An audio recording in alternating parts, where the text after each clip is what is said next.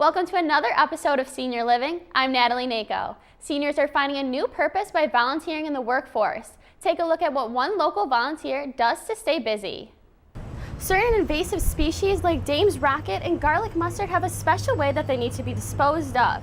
According to a Michigan law, they must be picked from the roots, placed into a plastic bag, and thrown into your waste receptacle.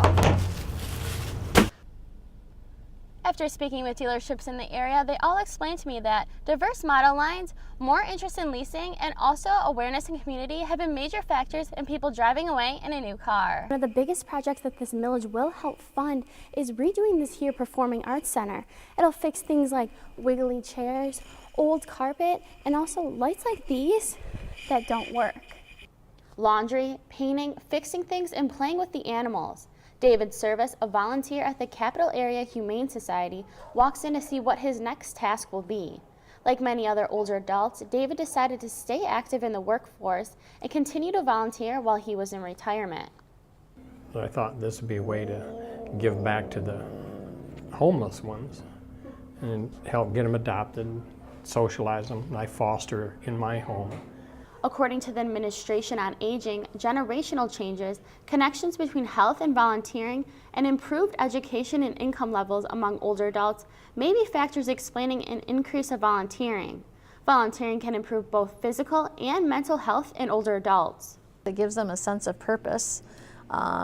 Otherwise, when you retire, your purpose is, before you retire, is your job or your family. Well, your family is usually grown and gone long before you retire, so then your job becomes your purpose. And then once you retire and you don't have that, not everybody, but some people are looking for a purpose, and that's where volunteering comes in. For over 10 years, David has volunteered at the Humane Society and hopes that more older adults will continue to volunteer. I think they have a little more patience. They generally have a lot of time, and so with those things, it's a good outlet for people who want to spend some time and volunteer. Under the shady trees of many parks in Meridian Township, the native plants are in competition with invasive plants to keep their home. If not controlled, an invasive plant species can move into a natural area, dominate, and take over. They have become a problem because there are not any insects or animals that will eat them.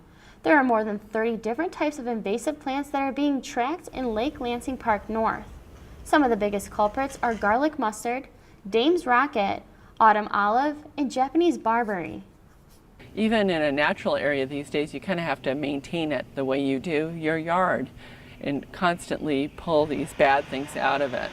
Many of these invasive plants have been brought into the parks because of improper dumping of yard waste, alien gardening plants, and birds dropping seeds.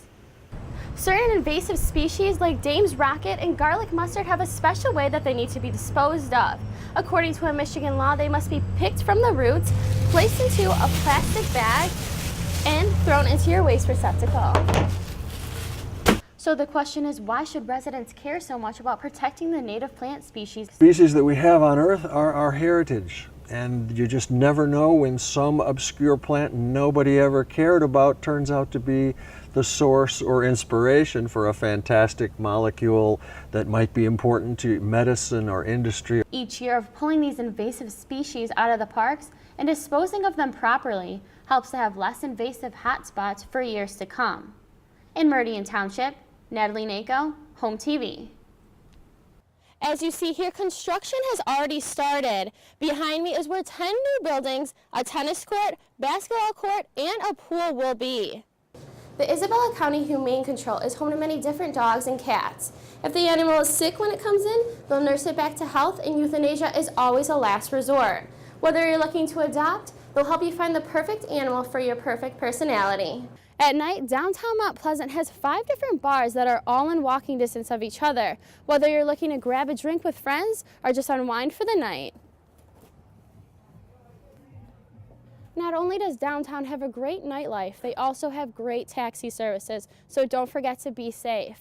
Welcome back. Some residents are curing loneliness with the companionship of a furry friend. Meridian Township has determined that they are not going to move forward and buy any of these properties like this home here. Now these properties may go to public auction by the Ingham County Treasurer. In Ingham County, Natalie Nako, Home TV. Hello and welcome to this edition of Interview. I'm Natalie Nako. On today's show, we are going to discuss college tuition and loans with Sarah Anthony, Director of Finance and Strategic Partnerships at the Michigan College Access Network. But before we go into the interview, let's learn a little more about the topic. Well, that brings us to the end of our show. I'm Natalie Nako. Thanks so much for watching, and we'll see you next time on Senior Living.